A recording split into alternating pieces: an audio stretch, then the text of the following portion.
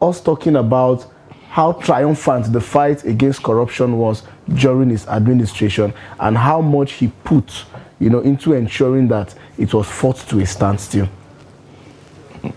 But the Buhari's anti-corruption fight was a scam.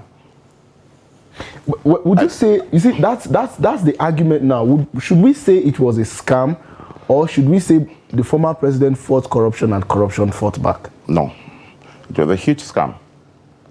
Every administration has its own design. We do apology to the former minister. Mm. Oh, okay. Every Jonathan has a design. Buhari has a design. In fact, Buhari's design has several designs. Because what the MFLA did, you look at the design as an angel.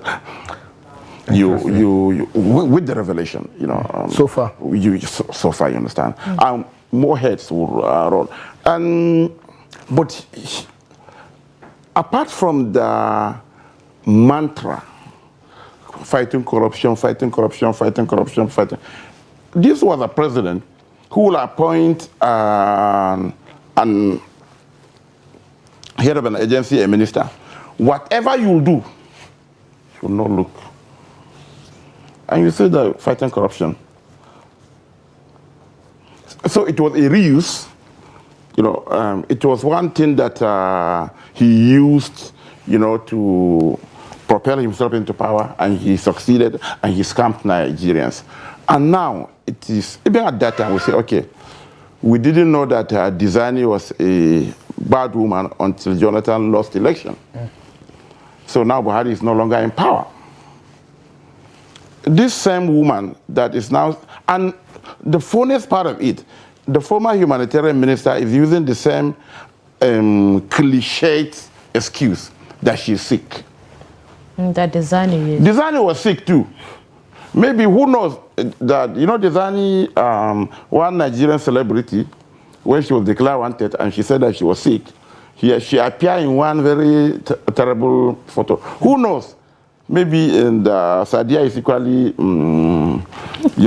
acting that script. Maybe we'll see her picture, maybe going on chemotherapy or like the former. But should Nigeria expect anything better from, EFCC probing Sadia, considering, there was, let's start from the top. It's now looking like a lot of people are above the law. We know that when it comes to the removal of subsidies, there are people who were behind it, but no names was mentioned ever. We don't know who are those people to even follow them, to go to them and probe them on what have been happening, because things like this, a major corruption like this, cannot go just like that. But then again, in addition to all of this, Abdallah Nurudeed, do you think that it has now come to a point where Nigerians are aware and are now immune to all of the excuses that this former federal government dignitaries usually give?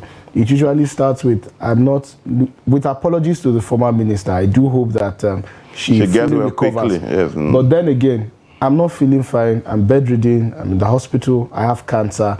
All these attempts to garner public sympathy. Are you saying that Nigerians are now immune to all of them and can now smell the coffee? They do. We know it's an insult to our psyche.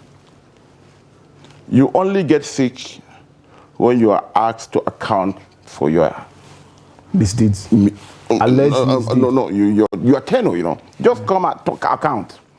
Ajia, you spend this. She fed Nigerian students during when the country was locked down. Homes were even locked, not to talk of schools. But she spent billions feeding them, feeding Nigerian peoples. So, the EFCC has the right. Nigerians now, particularly she's out of power, we want to know the magic the Zamfara lady did, even though without recourse to how she shared the debt we got from Saudi Arabia. Saudi Arabia donated some trucks of tons of Debino in outside, right? And I bought the same Debino in some shops in Al-Kali Road in Kaduna.